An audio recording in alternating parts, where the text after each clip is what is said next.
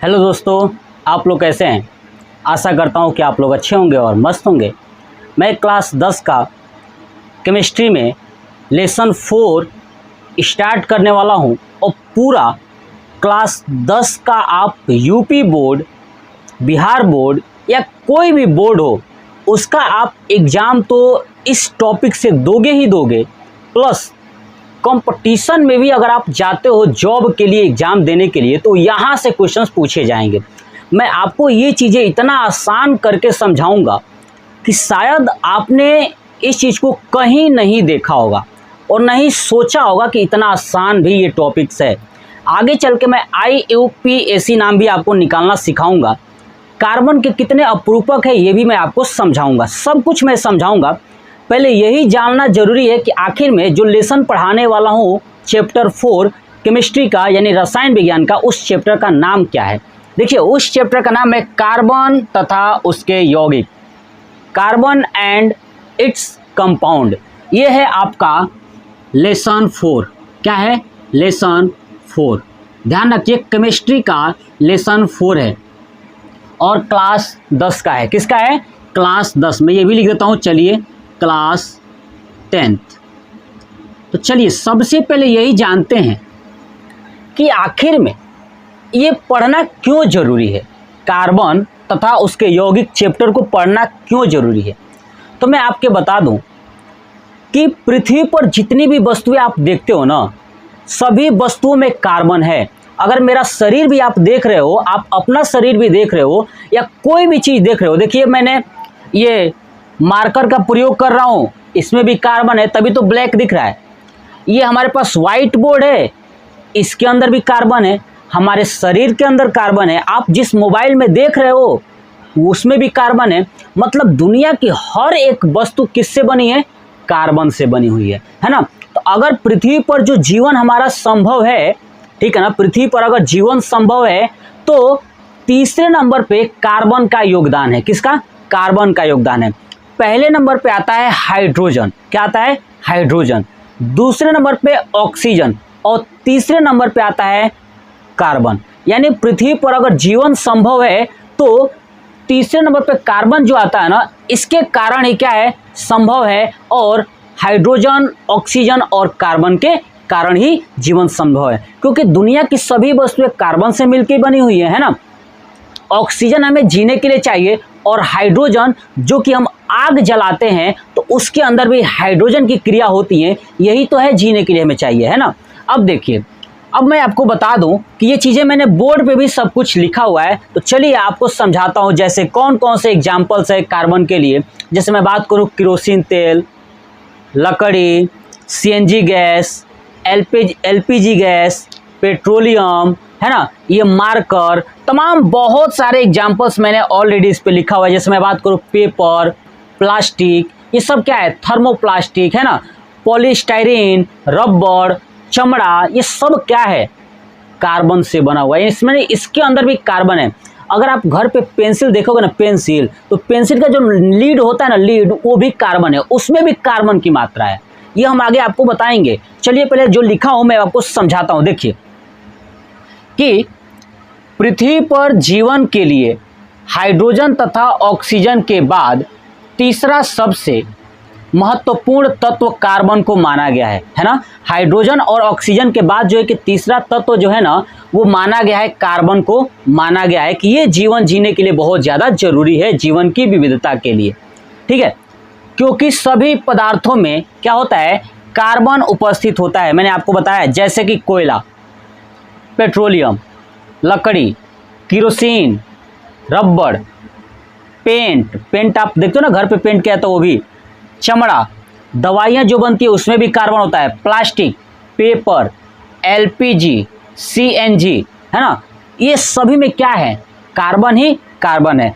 अब मैं आपको एक बात बताऊं कि भू प्रॉपर्टी आप समझते हैं ना, पृथ्वी के ऊपरी हिस्सा, पृथ्वी के ऊपरी हिस्सा पे अगर आप कोई पदार्थ उठाते हो ऊपरी हिस्सा से, तो उसके अंदर जो कार्बन की मात्रा होगी ना 0.02% होता है। यानी पृथ्वी का जो भू प्रॉपर्टी है, अगर इसके ऊपर से कोई पदार्थ अगर निकालते हो उसमें जो कार्बन की मात्रा होगी 0.02% होगा। लेकिन वायुमंडल में, ध्यान सुनिए, भूपर्पल्टी पर जो खनिज पदार्थ पाए जाते हैं उसमें 0.02%, लेकिन वायुमंडल में 0.03% कार्बन पाए जाते हैं। ये बात आप हमेशा याद रखिएगा कि जो वायुमंडल है उसके अंतर्गत 0.03% कार्बन होते हैं, जो कि कार्बन डाइऑक्साइड के रूप में होते हैं। किसके? कार्बन डाइऑक्साइड यानी CO2 के रूप में होते हैं। तो आपसे पूछा जाए कि बताइए वायुमंडल में कार्बन डाइऑक्साइड की मात्रा कितनी होती है, तो 0.03%। लेकिन यही कार्बन डाइऑक्साइड की मात्रा जल के अंदर 0.003% हो जाता है। कितना? 0.003। देखिए जल के अंदर 0.003% होता है। आगे समझ में चलिए, देखिए मैंने ये भी चीज़ें लिखा हुआ है। देखिए कि भूपर्पल्टी में खनिजों के रूप में 0.02% कार्बन उपस्थित है। क्लियर? वायुमंडल में CO2 के रूप में 0.03% उपस्थित है। क्या है? तो उपस्थित है कौन? कार्बन, है ना। वायुमंडल में कार्बन डाइऑक्साइड के रूप में उपस्थित है जिसमें 0.03% होता है। अब एक बात और समझिए, जो हम लोग अब कार्बन चैप्टर पढ़ने वाले हैं, क्यों पढ़ने वाले हैं, ये तो बात समझ में आ गई कि कार्बन क्यों पढ़ने वाले हैं। अब एक चीज़ जानते हैं कि सहसंयोजन बंध क्या होता है ना, कोवैलेंट बॉन्ड क्या होता है। देखिए नाम लिखा है सहसंयोजन बंध। सह मतलब कि साथ में, संयोजन का मतलब कि एक दूसरे से जुड़ना। तो सहसंयोजन बंध क्या होता है कि कोई ऐसा भी तत्व होगा ना, ध्यान सुनिए, कोई ऐसा तत्व या कोई ऐसा बंधन जिसमें एक इलेक्ट्रॉन दूसरे इलेक्ट्रॉन से साझा करके जो बंध बनाता है उसे हम सहसंयोजन बंध कहते हैं। सिंपल सा वर्ड में समझाता हूँ।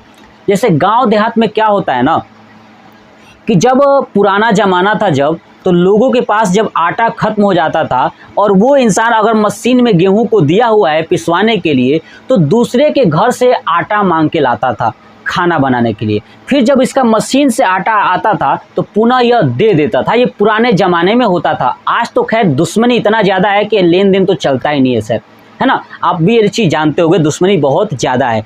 तो ये जो पहले की प्रक्रिया थी ना, यानी हम आपको सामान देंगे, ठीक है, तो आप भी हमको क्या करोगे? सामान दोगे। यानी क्या करेंगे? हम एक दूसरे के ऊपर निर्भर हैं, ठीक है, वह सहसंयोजन होता है। यानी जब आपको कोई समस्या हुआ तो हम आपकी मदद कर दें, जब हमको समस्या हो तो आप हमारी मदद कर दीजिए। तो यही होता है सहसंयोजन बंध।